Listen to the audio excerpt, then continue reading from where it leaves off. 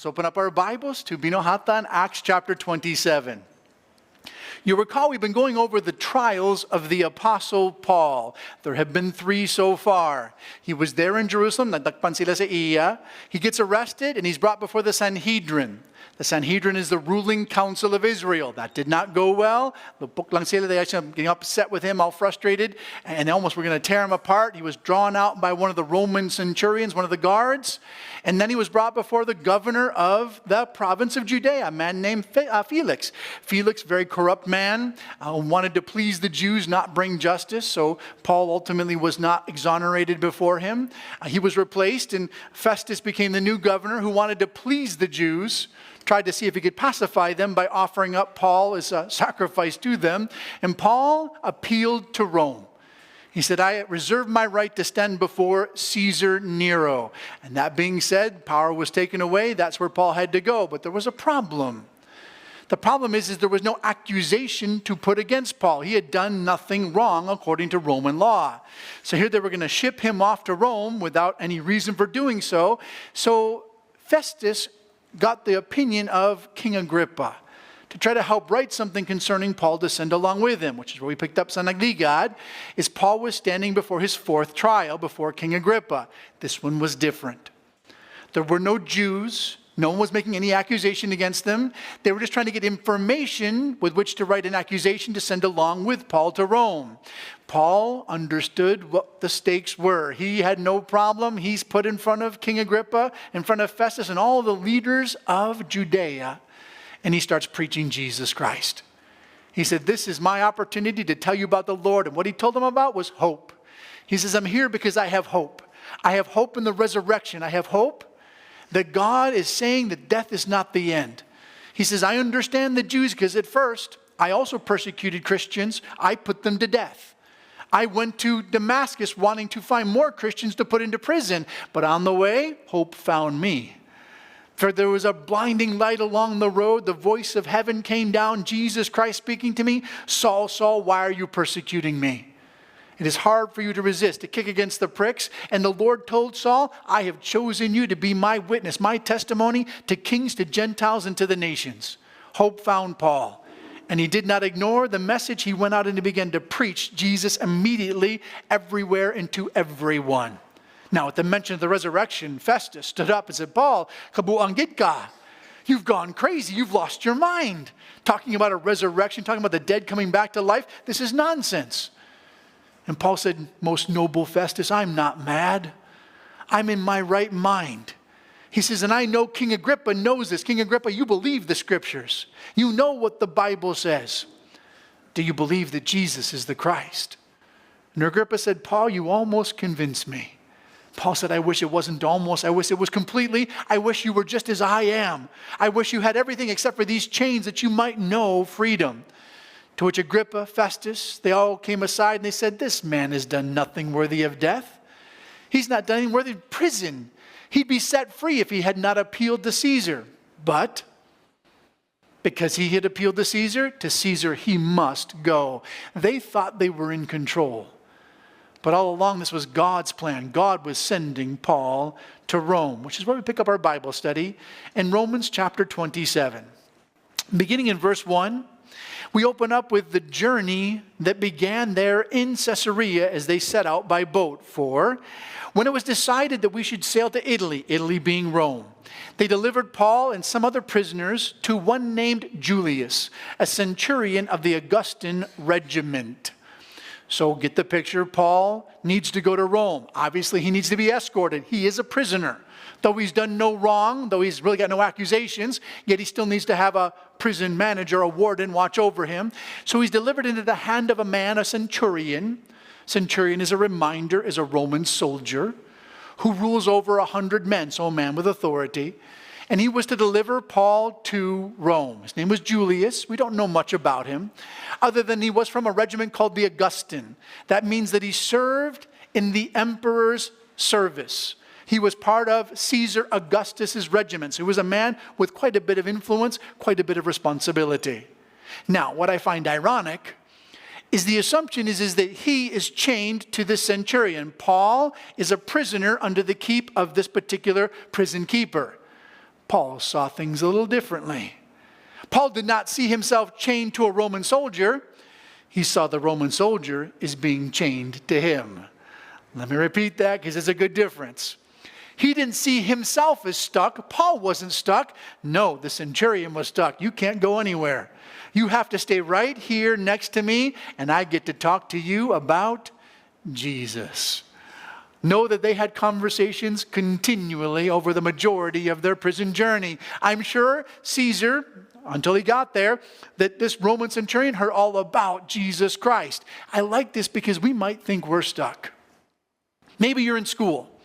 Maybe you have a class that you have to go to every day, and you're thinking, I'm stuck in school. I'm in prison in my education. Or maybe you've got a job. We all have jobs, most of us. If you don't have a job, if you're retired, God bless you. That's a good place to be. Most of us, we have to go to work every day. We feel stuck at work, at prison at work. No, we're not the one who's a prisoner. Everybody around us is. They're stuck with us. Hindi sila pwede mahalin. Where are they going to go? You can't leave work. You can't leave school. I get to talk to you all day long about Jesus.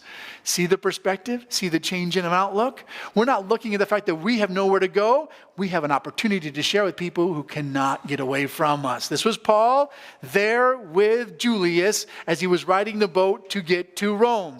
But there was another person we saw with him, more subtle. You have to pay attention, but notice verse 2. So, entering the ship of Adramyttium, we put to sea, meaning to set sail along the coast of Asia. Did you catch it? It was subtle. They got into a boat. A boat, by the way, that Adramyttium is a city in northwest Turkey. It just means it's a local vessel. It's not meant for deep water. It's something that was to just travel along the shores. But they get into this boat to prepare their journeys, sailing along the shores of modern-day Lebanon into Turkey. But notice it said, we set to sail. Kami. Hindi sila. Whoever is writing the book is going along with traveling with Paul. Who wrote the book of Acts? Luke.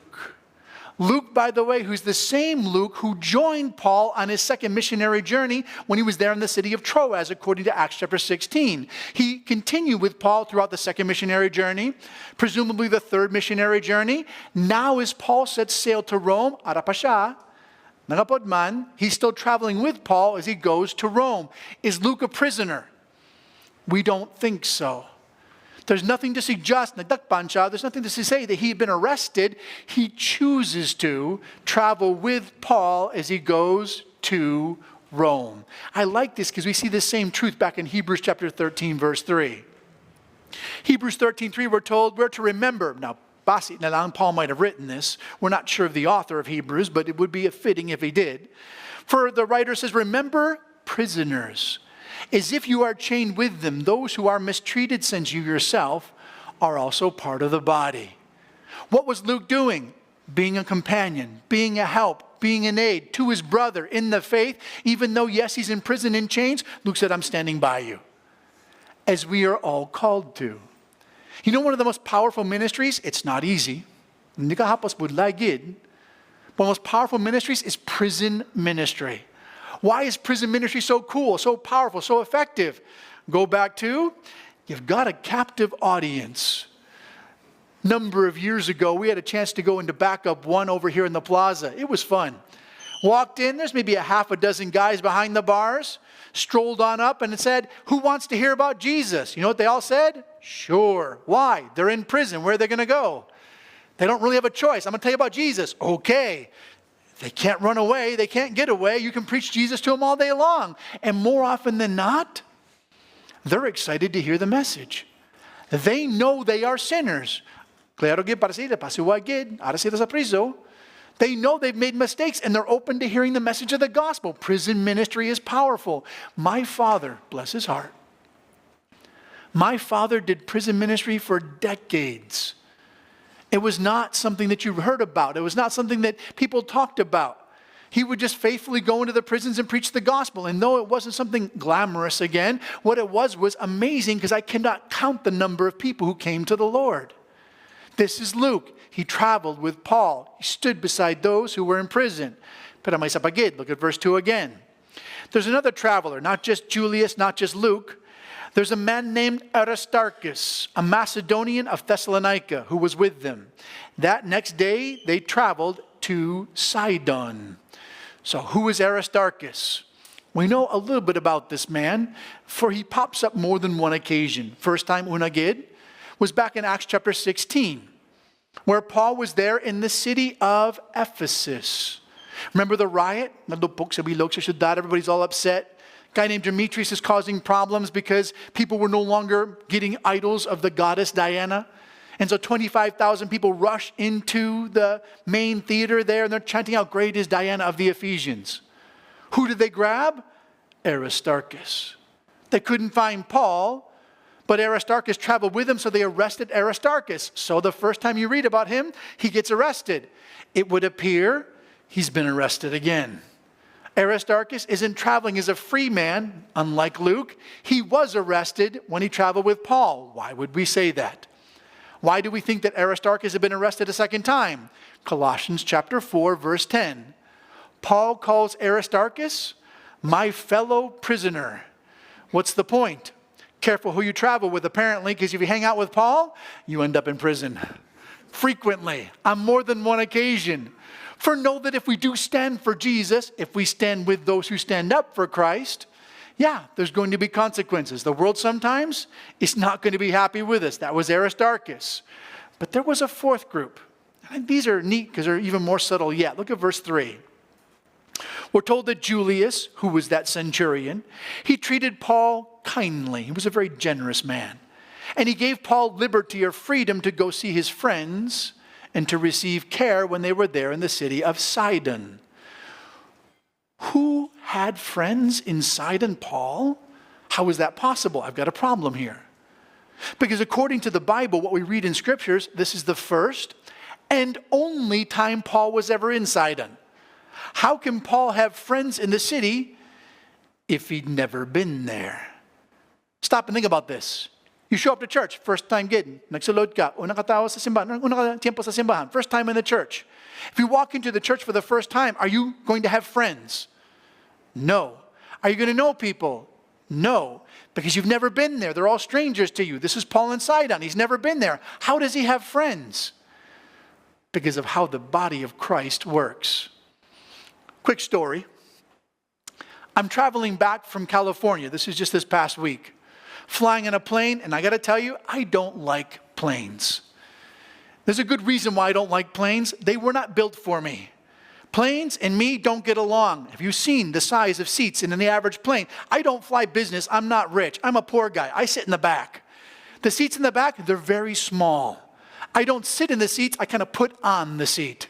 I sit down. My knees are wedged into the seat in front of me. My back is in the back of me. I barely sit inside this. I don't fit well. The most dreaded moment, and it always happens, is once you get up in the air, the person in front of you leans their seat back. They're getting comfortable. I just lost all free space that I had. It was miserable. I got my laptop. I'm trying to do some work. My laptop just bends down into me. I can't even see the screen anymore. I'm like, oh, great. And then something unexpected happened. The guy leaned his seat back, and then he put it back up straight again. They never do that. Once the seat goes back, it's back to the end of the trip. Why did he put his seat back up? He told me. He looked back and said, I saw what you were working on. You're doing a Bible study. I said, yes, I am. He said, good. Enjoy that.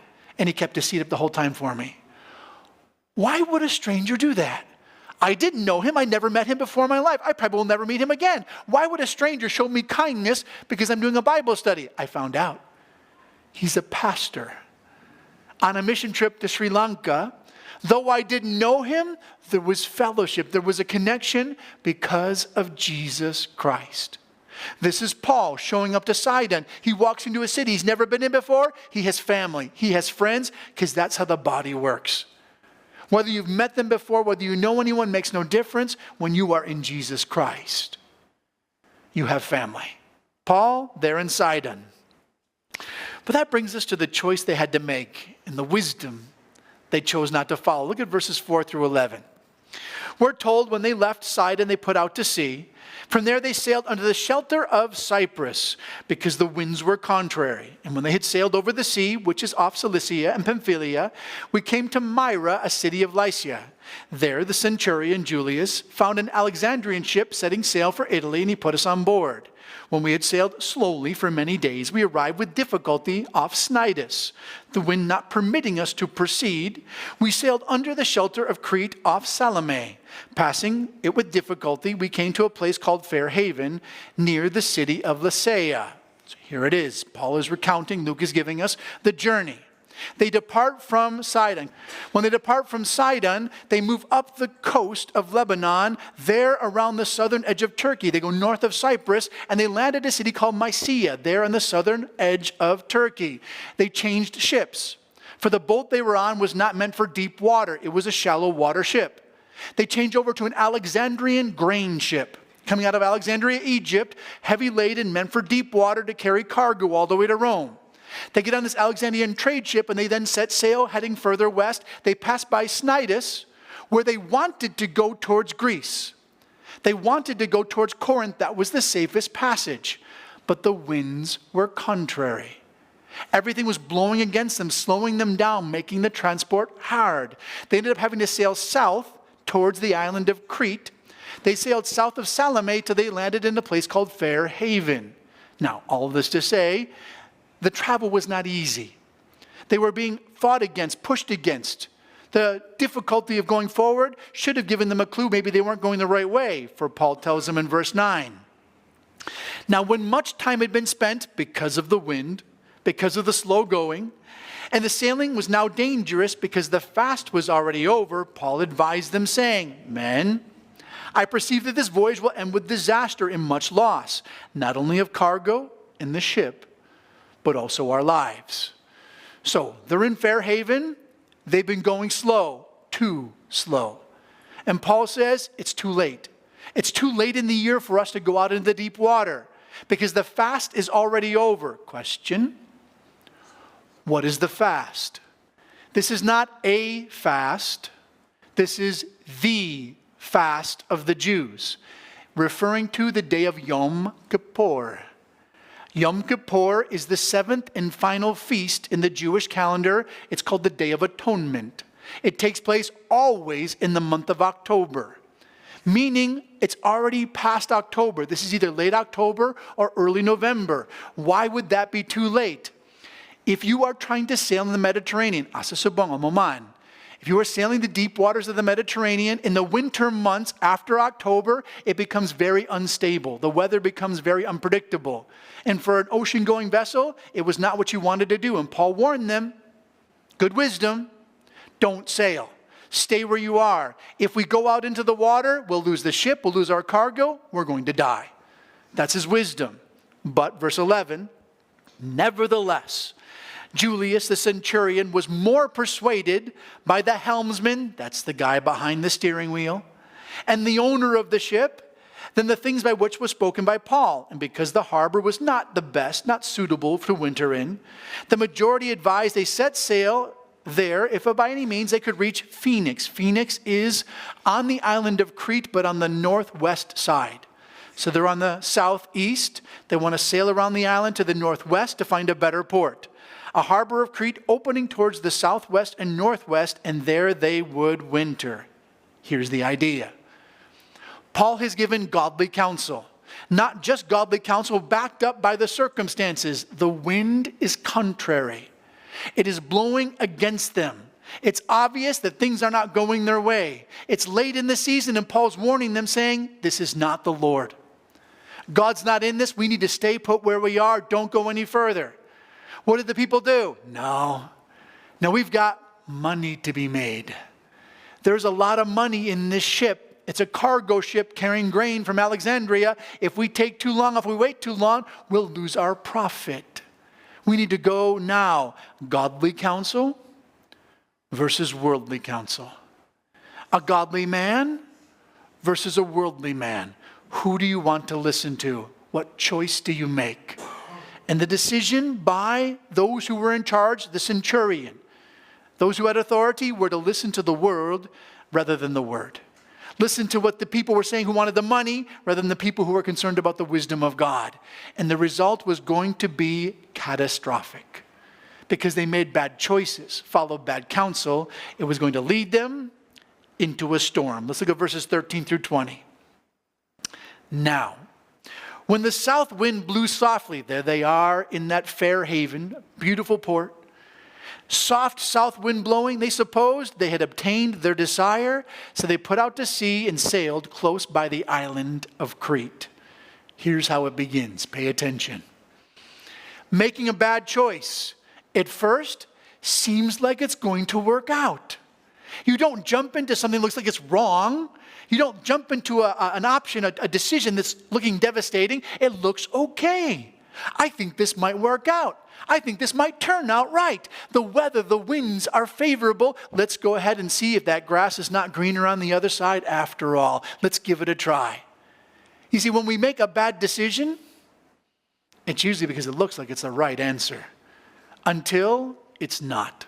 Until it all goes very wrong. Until you end up hitting the Euroclydon. Look at verse 14.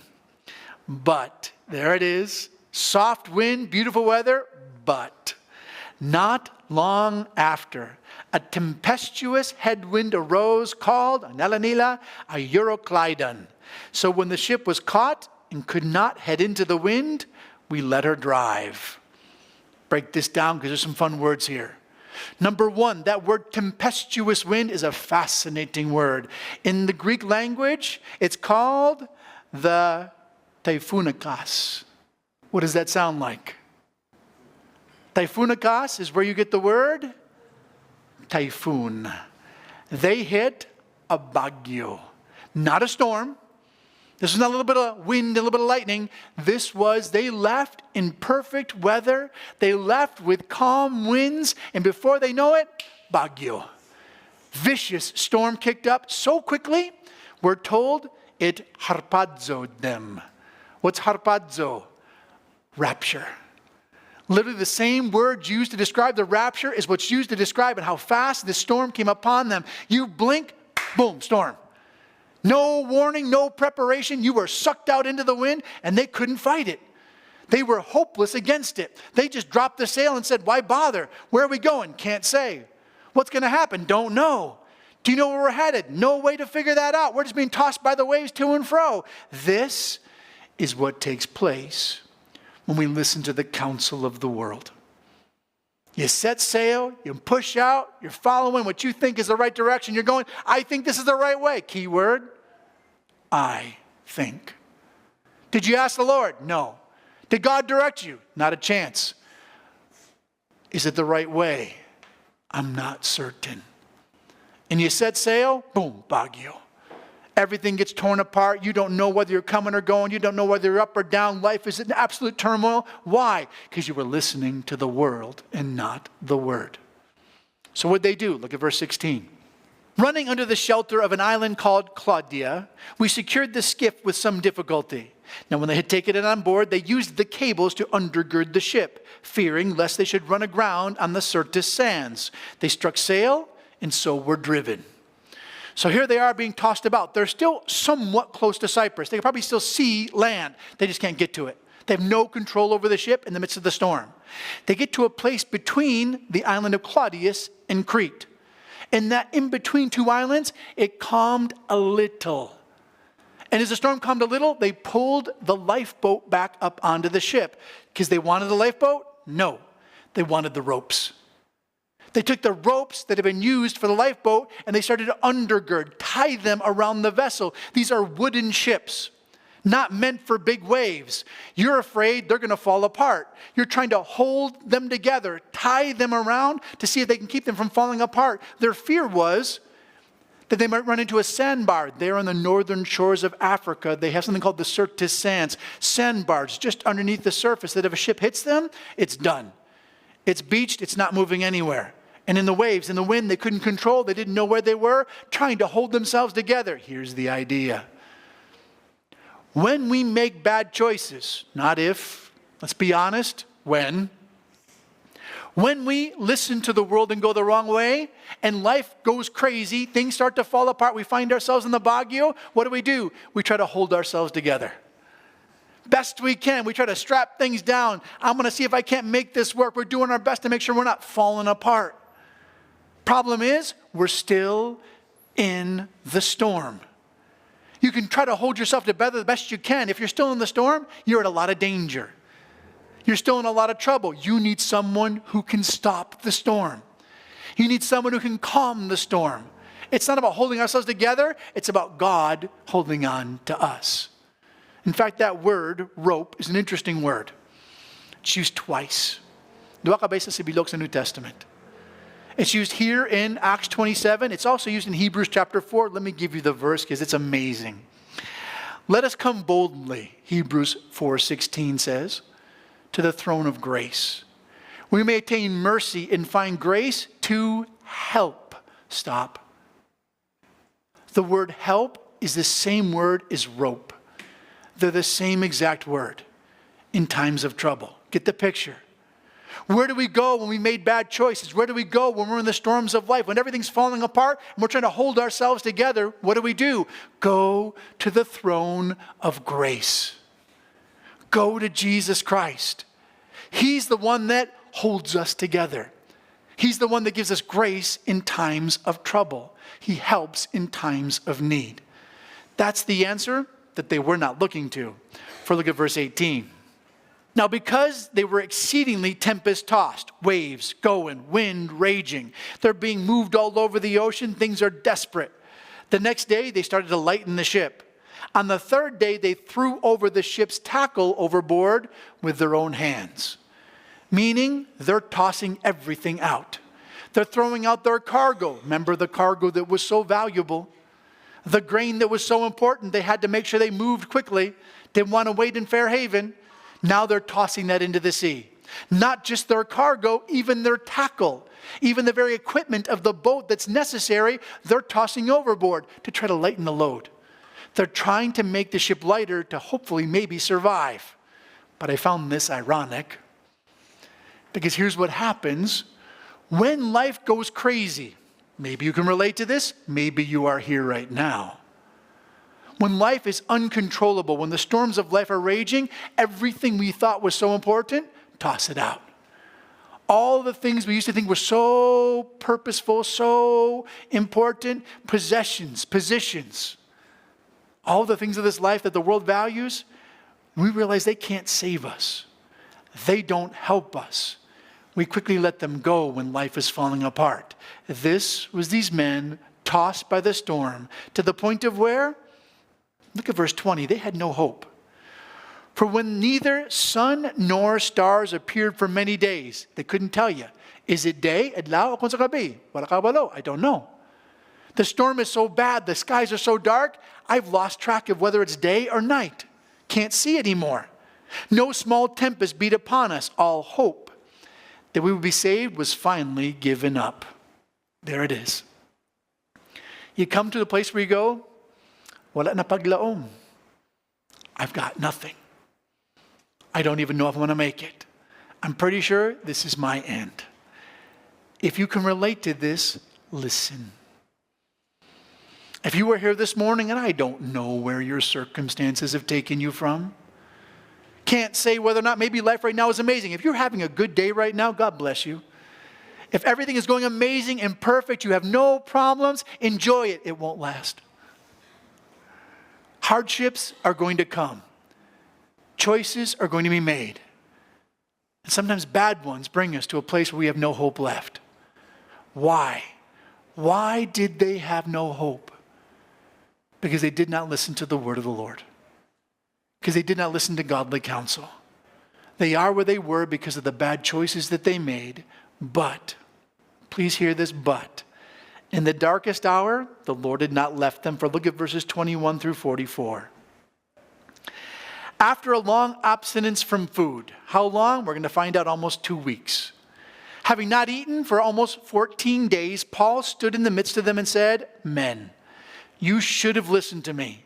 You should not have sailed from Crete and incurred this disaster in this loss. I got to say, I appreciate Paul for this. He's going to give them a sweet answer. He's going to give them hope. But before he does so, his first answer is, Te, wala sa bakas ako na. And believe me, in the Ilonggo, it fits better than even in the English. I wish we had a te in English. We really don't. It's such a beautiful word. So simple, but so pointed. It's a slap in the face going, aren't you dumb? He looks at him and goes, you foolish men. You should have listened to me. I told you not to set sail. I told you not to leave the island. I told you to stay in port. Now look what's happened. This is your fault because you made a bad choice and didn't listen to good counsel. But, verse 22, I urge you to take heart, for there will be no loss of life among you, just the ship. For there stood with me this night an angel of the Lord to whom I belong and I serve, who said, do not fear, Paul, for you must be brought before Caesar. And indeed, I will grant you and all those with you who sail. So here's Paul's hope. Yeah, you should have listened. I gave you the right counsel. You should have paid attention. But this very night, an angel of God showed up. Messenger of the Lord. Here's what he told me. You're going to make it. Because God still has a plan for your life. God has sent you to Rome to stand before Caesar. I find this interesting. Paul wasn't just called to Rome. God was calling him to stand before Caesar Nero, the most powerful man in the world. This was God's plan for Paul. No storm was going to stop that. No boat would ever be able to get in the way. Paul, you're going to make it. And because I've got a purpose for you, I am gifting you. The word is charis. I'm gifting you, giving you the grace that all those who are with you will also be saved. They will not die either. Therefore, verse 25, take heart. Be encouraged, men, for I believe God that it will be just as it was told to me. However, we must run aground on a certain island. Please hear. Paul is saying, in spite of what you see, what did they see? A bagyo, a typhoon, a storm for 14 days. You guys have been through storms here. You've all been through bagyos. But how long do they last? Bagyo blows through Bacolod. How long? 24 hours, maybe. Imagine that at its worst, not for 24 hours, 14 days. 2 solid weeks of a nonstop, terrifying storm. And Paul's saying, be of good cheer. Don't worry, winds are raging, waves are crashing, you've got no food, you haven't eaten, everything's terrible, you're sure death is at its doorstep. Paul's going, you're fine. Why? Because an angel spoke to me. I got a word from God, we're going to be great. Well, that's wonderful, Paul, but the circumstances are still looking pretty dire. I still see a storm all around us. I know. The storm is still there, but God said it's going to be okay. Let me repeat that one. The storm didn't go away. The wind did not stop. The waves kept crashing, but God said it's going to be okay. Here's the question. Do we look at the circumstances or do we listen to the word? Hebrews 13:5, Jesus said, here's our verse, I will never leave you. I will never forsake you. Wind and waves do not mean that God has abandoned us. We're going to see just the opposite. It's often what he's trying to get us to turn to him, to look to him. He's trying to get us to depend upon him in the midst of those circumstances if we're willing to. This is Paul's challenge. 14 days of terror, God's with us. Just listen to the word of the Lord. He says we'll be just fine. To which he gives them a challenge. Look at verse 27. When the 14th night, dua kasimana, had come, as they were driven up and down the Adriatic Sea. The Adriatic is just that sea that's there on the eastern coast of Greece. About midnight, the sailors sensed they were drawing near to some land. They took a sounding, found it to be 20 fathoms. They'd gone a little farther, they took a sounding again, found it to be 15 fathoms. Fearing lest they should run aground on the rocks, they dropped 4 anchors from the stern of the back of the ship and prayed for day to come. So here's what you find out. There they are, 14th day. Paul's encouraged them, believe the word of the Lord. But the sailors, trained, experienced, they sense they're getting close to land. How do you sense that? Probably sound differences. Maybe you started hearing seagulls. Maybe you started hearing waves crashing on rocks. Something alerted them land is not far away. So to test this, they did a fathoming. What is a fathoming? Sailors, old times, they would have ropes. with knots tied at set intervals. They would drop the ropes with a weight on it into the water until it hit the bottom. Knowing what knot you were on, they would count them as they went on the boat. You would count how many knots before that rate hit the bottom. That was your fathom. So their fathom was 20 fathoms. How deep is 20 fathoms? About 30 meters. They then went a little further, counted again. They were at 15 fathoms. It's about 27 meters. Meaning the ground is coming up. They're coming towards shore. They know they're coming into shallower water. Fearful, because they don't want to hit rocks in the middle of a storm at night when it's dark. They don't see where they're going. They drop out 4 anchors. Hold the ship steadfast. Here's where this gets fun. Very specific. These 4 anchors that were dropped off the coast of Malta. We'll find that out next week. They did land on the island known as Malta. They're on the south side of the island of Sicily, just below Italy in the Mediterranean. As they're there off Malta, they end up cutting these anchors and leaving them in the ocean. Very specific detail. 4 anchors cut and left in the ocean off the island of Malta. Would you believe they found these? There's a museum in Malta. It's called the Museum of Paul, where you can go and see these 4 anchors. There's an archaeologist. His name was Bob Krunkel. He postulates that 4 anchors found off the coast of a bay called St. Thomas Bay in the 1960s are the 4 anchors of Paul. Now, is it for certain? No.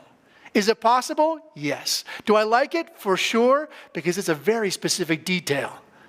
And wouldn't you know that God allowed that evidence to be remaining behind? Paul was in the ship, the 4 anchors go down, and what do the men do? They pray. They pray until morning. Now I'm going to bet these are not prayer men. These sailors, Roman, probably pagan, are not ones who pray on a regular basis. But they did this day. These men who are probably heathens, sinners, became prayer warriors in the midst of a storm as they were anchored off the coast of Malta. Because God uses our storms to get us to pray. You might be going through some hardship this morning going, why? Whatever it might be. And there's a range of options. You can go down the line. There's not too many choices. They're in a couple of categories. Maybe it's a financial challenge you've got this morning going, I'm broke. I mean, I know people who have no money. I'm broke compared to them. They look rich compared to what I have. I've got nothing. I've got no pesos to rub together, no money at all. And you're going, why, Lord? Or maybe it's physical. Maybe you're going through some physical malady. You go, my body's falling apart. My body's rebelling. I had several guys that I was praying with this morning. They said, yes, Pastor, we're getting old and our bodies are falling apart. You're going through hardship physically. Why? Or maybe it's relational. Maybe you're fighting with somebody. You're having an argument with whoever, a spouse, a friend, relative. Why? Notice that in the midst of that, who are you talking to? In the midst of your storm, your trial, your challenge, who are you having a conversation with? Lord, why? There it is. If you weren't having the trial, would you be calling out to the Lord? If you weren't in the midst of the difficulty, would you be praying to God? Maybe not. In the midst of the storm, we are made into prayer warriors. And that's the point. It brings us to dependence upon God. And there's a lesson that Paul gave for, look at verse 30. As the sailors were seeking, some of them, to escape from the ship, they let down the skiff or that lifeboat into the sea under the pretense, the guise, of pretending to put out anchors from the prow or from the rear. Paul said to the centurion and the soldiers, unless these men stay in the ship, you cannot be saved. Well, the soldiers immediately cut away the ropes and let the skiff fall into the sea. Here it is. Some of the sailors thought, I'm out. I'm bailing. This is terrifying. I'm done. I'm going to get in a lifeboat. I'm going to hop. I don't care what happens to anybody else. I'm going to sail for shore on my own. And as they went to the back, subtly, sneaky, they're not doing it obviously, pretending like they're dropping an anchor. They're really dropping the lifeboat, hoping to get into it and leave. Paul goes to the centurion. If they get away, you die. Here's the promise. Either God saves us all or none. Immediately the soldiers went over, cut away the lifeboat. You're not going anywhere. You stay here. Here's what's interesting. The word remain, they must remain on the ship, is a very specific word in the Greek language. It is the word meno. It is the word abide. You must abide or you will die. If you do not abide, you will perish. You know we've seen that before. Jesus said something very similar. John chapter 15. Abide in me and I will abide in you. As a branch cannot bear fruit by itself, neither can you apart from me. Abide in me and you will bear much fruit. Apart from me, you'll be cut off, thrown into the fire and burned. We must abide in Jesus Christ. Here's the point. Maybe you're here this morning and you're going, I'm done. This is too much. Life is too hard. I can't deal with this. I'm out. I'm out of the church. I'm out of Jesus. I'm out of the whole thing of putting your faith in the Lord. I'm done with this. If you don't abide, you cannot be saved. Don't leave the boat. Don't leave Jesus. That's the whole point. Be in prayer. Listen to the Lord. Abide in Him. Believe what He has said. Even in the midst of the storm, He's there with you. Don't walk away from Jesus Christ. And to prove this, Paul gave them communion. This is amazing. Look at verse 33. As day was about to dawn, so they were going through the night, morning is coming, Paul implored, he begged them, all to take some food, saying, today is the 14th day, 2 weeks, that you have waited and continued without food. You've eaten nothing. Therefore I urge you to take nourishment, for this is for your survival. Since not a hair will fall from your head, not any one of you. So Paul is saying to them, eat. You haven't eaten for 14 days, eat. Why hadn't they eaten? A couple of thoughts. One, probably because they couldn't. If you were on a boat, it is in a typhoon, you know what you don't want to do? Put food in you. What happens if you eat? It comes back up out of you quickly. So they haven't eaten. They haven't been able to eat for about 2 weeks. And Paul's saying, I understand. Now's the time. You need to put food in your body. Why? For your salvation. You're about to go for a swim. The boat's not going to make it, but you still can. But you need strength. Put food in your body. Get yourself ready because you're about to get wet. But notice the picture he brings, verse 36. When he'd said these things, Paul took the bread. He gave thanks to God in the presence of them all, and he broke the bread and he ate it. Then they were all encouraged, and they all took bread themselves. In all, there were 276 souls on board. So when they'd eaten enough, they lightened the ship and they threw the rest of the wheat into the sea. Catch the picture.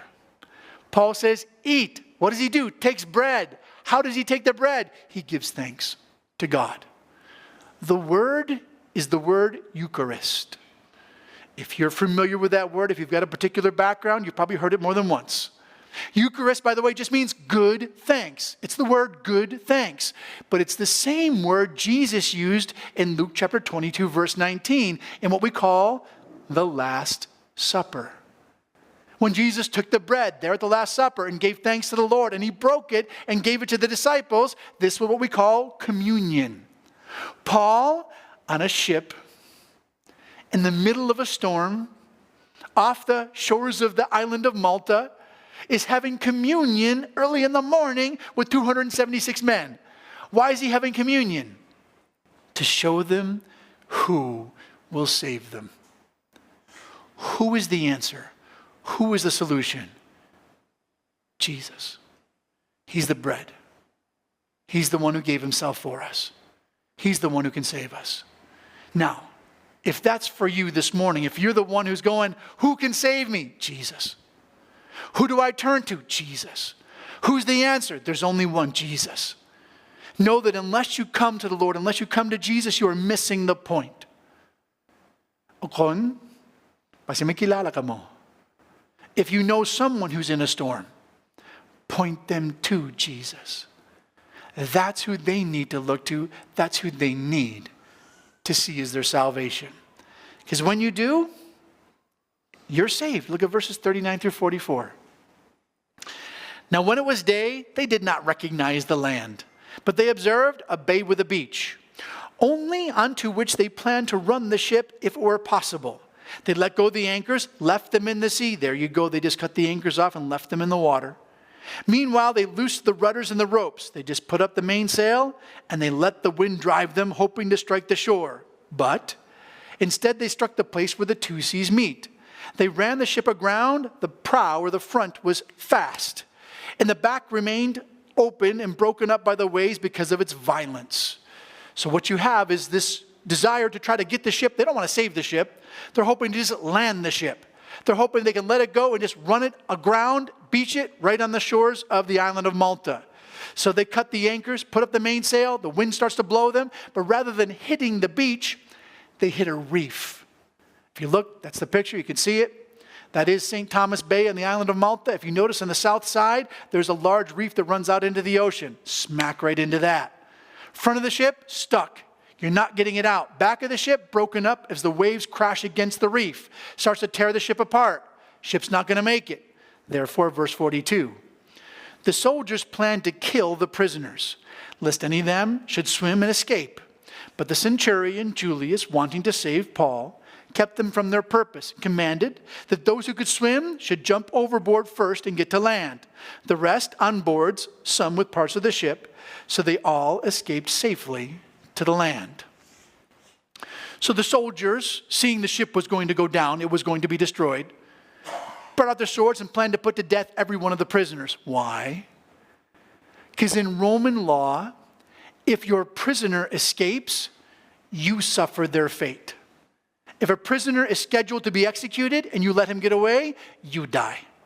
If he's scheduled to go to prison for 20 years and he escapes, you go to prison for 20 years. The soldiers suffered the fate of their prisoners if they got away. So the best answer, because they didn't want to suffer their fate, kill them all. Kill them all, then you're safe. Because you don't know, in the chaos of a storm, people swimming out into the sea, who knows where all the prisoners will end up? Safe solution, to put them all to death. But no. Julius, the centurion, had favor for Paul. Because he wanted to save Paul, he spared everybody else. No one dies. Those who can, jump in the water. Swim, you'll get to shore. If you can't swim, if you're not strong enough, grab a hold of a board. What board? Pieces of ship. The ship is breaking up. Big planks of wood are falling apart. Hold on to one of those, ride it in. Side note, turns out surfing is biblical. This is the only spot in the Bible where you ever see surfing, but they're riding boards into shore, they're riding the waves. Turns out it is biblical. But they all made it safely. Everyone survived, all 276 men. Why? Because God never left Paul. Even if it was from Roman swords, God kept him safe. Because in the midst of the trials, in the midst of the bagyos, the answer is to put your faith in the God of grace. And if that's you this morning, and there's a fairly good chance, if it's not all of you, it's more than some of you, come to Jesus. Listen to the word. Put your faith in the word. Put your confidence in the God who saves. Let's pray. Salamat Panginoon para sa niyad na. Father, we thank you for this morning, for the word that you give to us, the encouragement that you speak to our hearts. Because, Lord, we all make choices. And Lord, more often than not, sad to be said, wala pamati kami sa imo, mapamati sa mga tao sa kalibutan na lang. Lord, we listen to the wisdom of the world, the nonsense of the world. We're convinced by the fact that there's an answer there rather than in your word and in your truth. And the result is we end up in storms. Our lives end up in chaos. We're blown about, tossed about, don't know whether we're coming or going. Lord, we lose all hope. But Lord, that's where you never leave us. You never walk away from us. You are always right there beside us. All we have to do is simply choose to listen to, in this moment, right now, subanggit, your word. For you are faithful, you are true. And you promise us, you give us the guarantee not one hair of our head will be harmed. Lord, you'll bring us through with safety. And Lord, in the trial, in the storm, hopefully, we'll learn to abide, to depend upon you, to pray and talk with you, and realize that was what it was always all about, was learning that this life, all that we do, comes to knowing the God who did everything for us. So we praise you, we thank you. So now in Jesus we say, amen.